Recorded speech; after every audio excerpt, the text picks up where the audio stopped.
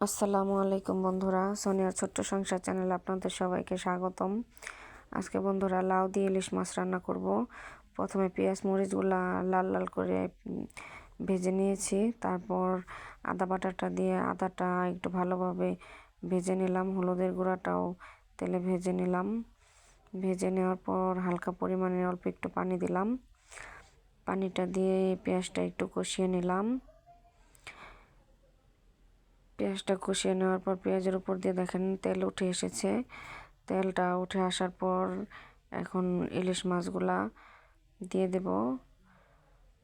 ইলিশ মাছগুলা দিয়ে দিলাম। ইলিশ মাছগুলা সবগুলা ইলিশ মাছের টুকরা দিয়ে একটু ভালোভাবে নেড়ে চেড়ে হালকা পরিমাণে লবণ দিয়ে একটু কষিয়ে নেব। দেখেন কষিয়ে নেওয়ার পর অল্প পরিমাণের সেদ্ধ হয়েছে, আর একটু ঢাকনা দিয়ে ঢেকে সেদ্ধ করে নেব। দেখেন ইলিশ মাছটা সেদ্ধ হয়েছে। এখন ইলিশ মাছটা আলাদা করে উঠিয়ে নেব। দেখেন আলাদা করে উঠিয়ে নেওয়ার পর এখন লাউটা আবার একটু ভালোভাবে কষাতে হবে। লাউটা দিয়ে দিলাম। লাউটা দিয়ে একটু নেড়ে চেড়ে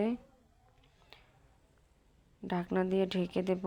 ঢাকনা দিয়ে ঢেকে সেদ্ধ করে নেব। দেখেন লাউটা দেওয়ার পর এখন ঢাকনা দিয়ে ঢেকে দিয়েছি। ঢাকনা দিয়ে ঢেকে দেওয়ার পর কষিয়ে রাখা মাছগুলা উঠিয়ে নিয়েছি। উঠিয়ে নিয়ে এখন ঢাকনাটা খুলে দেখি অল্প সেদ্ধ হয়েছে।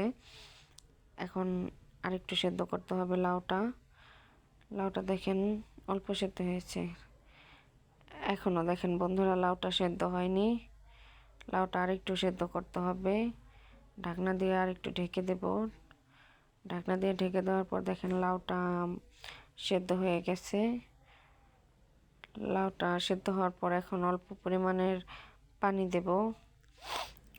পানিটা দিয়ে পানিটা ঝোলটা দিয়ে মানে ঝোলটা ফুটে উঠেছে। এখন আর কি ইলিশ মাছটা দিয়ে দেব। ইলিশ মাছটা দিয়ে আর একটু রান্না করে নেব। ইলিশ মাছটা আর লাউটা একসাথে রান্না করে নেব। দেখেন ইলিশ মাছটা লাউটা মানে রান্না হয়ে এসেছে প্রায়। দেখেন ইলিশ মাছ আর লাউ রান্না করতে বেশি সময় লাগে না বন্ধুরা।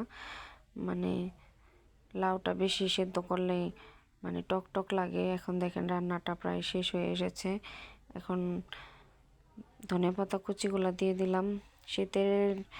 শীতের সময়ে তরকারিতে ধনিয়া পাতা কুচি দিলে মানে স্বাদটা একটু অন্যরকম লাগে, ফ্লেভারটা ভালো আসে।